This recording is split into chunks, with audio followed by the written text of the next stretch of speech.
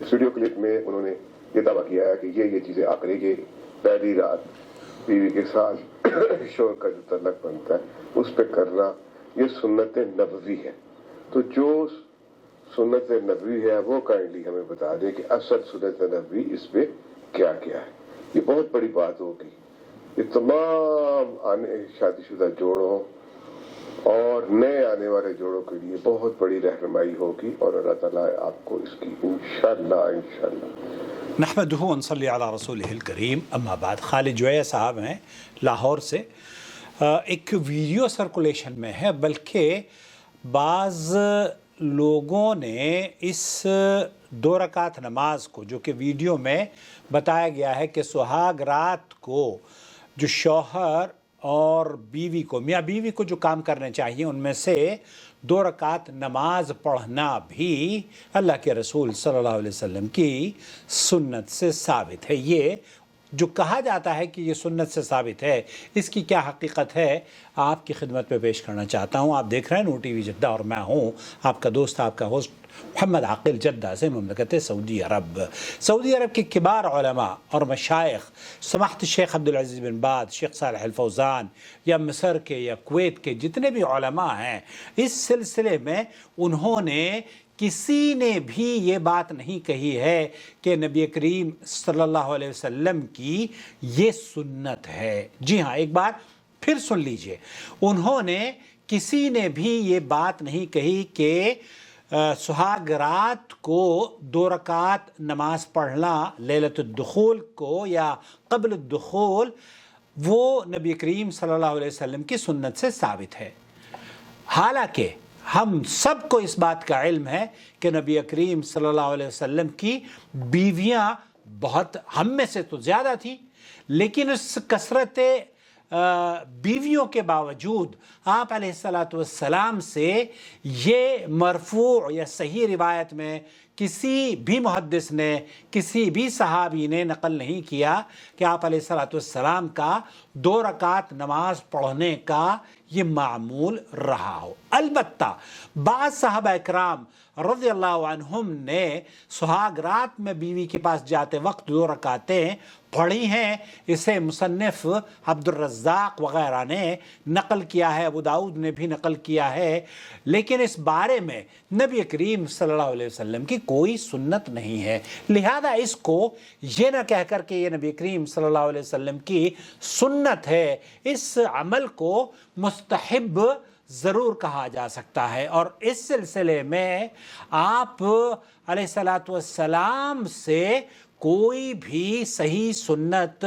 معلوم نہیں ہوتی۔ یہاں اگر اسے یہ خدشہ ہو، بعض لوگوں نے، بعض اہل علم نے، بلکہ شیخ ولید بن راشد سعیدان کیا کہتے ہیں اس سلسلے میں؟ فإذا لا نعلم شيئا من السنة المرفوعة الثابتة عن النبي صلى الله عليه وسلم، نبی کریم صلی اللہ علیہ وسلم سے تو اس سلسلے میں کوئی بات ثابت نہیں ہے۔ وإنما المعروف أن تشريعها انما جاء على لسان اصحاب النبی صلی اللہ علیہ وسلم۔ ہاں، اللہ کے رسول صلی اللہ علیہ وسلم کے صحابہ کی زبان سے یہ بات محدثین نے، امام عبد الرزاق وغیرہ نے نقل کی ہے۔ فهي مذهب صحابی، فهي مذهب الصحابی، تو یہ اللہ کے رسول صلی اللہ علیہ وسلم کے صحابیوں کا عمل ضرور رہا ہے، والمتقرر عند العلماء، اور اہل علم کے علماء کا یہ موقف ہے ان مذهب الصحابی حجة اذا لم يخالف نصا۔ یہاں اگر نبی کریم صلی اللہ علیہ وسلم کے کسی صحابی کا عمل ہوتا ہے اور وہ نبی کریم صلی اللہ علیہ وسلم کی حدیث کی اس میں مخالفت نہیں ہوتی، ولم يخالف صحابی اور پھر اس کے بعد اس پر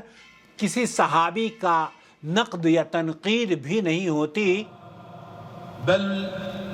ان الاقرب في هذه المسألة انها ليست قول صحابي او مذهب صحابي فقط، لأن مثل هذا لا يقال بالرأي۔ یہاں یہ بھی کہا جا سکتا ہے کہ یہ صرف رائے کی بات نہیں ہے، بلکہ صحابی نے، والمتقرر عند العلماء أن الصحابي إذا قال قولا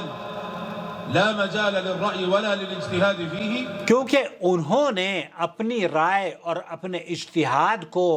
عام وہ نہیں کیا کرتے تھے، وہ یہ جرت نہیں کرتے تھے۔ لقوله حكم الرفع، یہاں ان کے اقوال کو اصل میں وہ حیثیت حاصل ہے جسے کہ آپ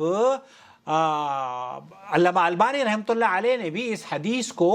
جب نقل کیا ہے کہ فعن ابی سعید وہ تزوجت وانا مملوک فدعوت نفرا من اصحاب النبی صلی اللہ علیہ وسلم ابو مسعود وابو ذو حذیفہ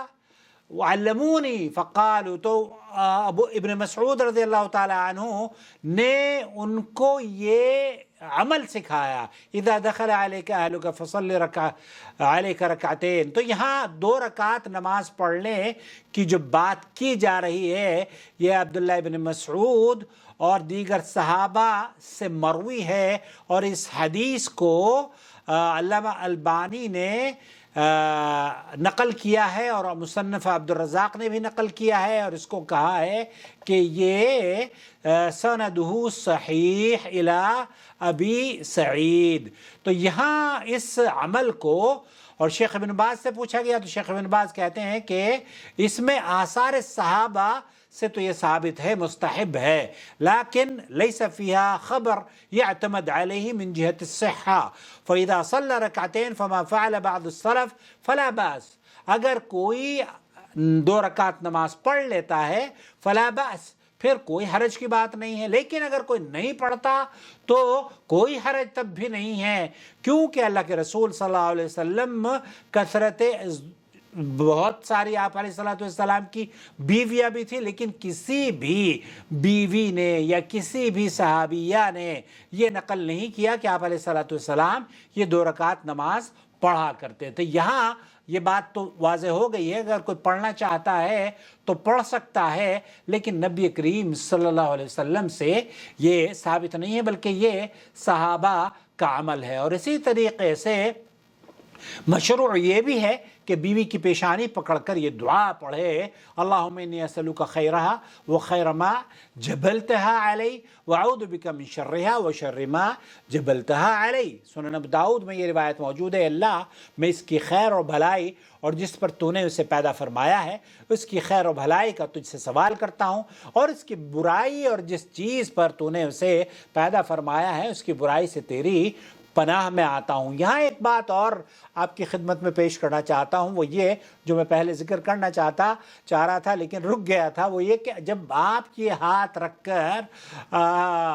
پیشانی پر یا اس کے ماتھے کا بوسہ لیتے ہوئے یا اس کو قریب کرتے ہوئے یہ دعا پڑھیں گے، اور پھر اس کو اگر سمجھ میں آ گئی تو ہو سکتا ہے کیونکہ وہ معنی اور مفہوم کو شاید غلط نہ سمجھ لے، اس لیے اس حال میں اگر عورت اس سے نفرت کرے گی تو اس کی پیشانی کو اس انداز سے پکڑے گویا وہ اس سے قریب ہونا چاہتا ہے، اور مذکورہ دعا آہستہ سے پڑھ لے تاکہ اسے سنائی نہ دے، کیونکہ جب وہ یہ کہے کہ میں اس کی شر سے جس پر اسے پیدا کیا گیا ہے اس کی شر سے پناہ مانگتا ہوں، تو یہ سن کر بعض عورتوں کو یہ خیال آ سکتا ہے کہ مجھ میں کیا شر ہے، اور اگر اس کو یہ پتہ چلا تو ہو سکتا ہے کہ آپ کی رات وہ ہنی مون کی جو پہلی رات ہے کہیں کچھ خرابی نہ پیدا ہو جائے۔ ہم نے بہت خیال رکھیں، اللہ تعالیٰ سے دعا ہے کہ اللہ تعالیٰ جن کی شادیاں ہو رہی ہیں انہیں ایک سال اولاد عطا فرمائے، جن کی شادیاں نہیں ہوئی ہیں انہیں ان کی اچھی دلہنیں اللہ تعالیٰ انہیں دلا دے، اور جو دوسری شادی کرنے والے ہیں یا ارادہ رکھتے ہیں، خالد صاحب اگر آپ چاہتے ہیں تو کر لیجئے، اللہ ان کے لیے بھی دوسری بیویوں میں آسانیاں فرما دے۔ ہمارے ہاں تو دوسری بیوی کو عیب سمجھا جاتا ہے، بہرحال یہ سماج کی برائی ہے۔ اللہ سب کو ہمت دے اور طاقت دے۔ السلام علیکم ورحمۃ اللہ وبرکاتہ۔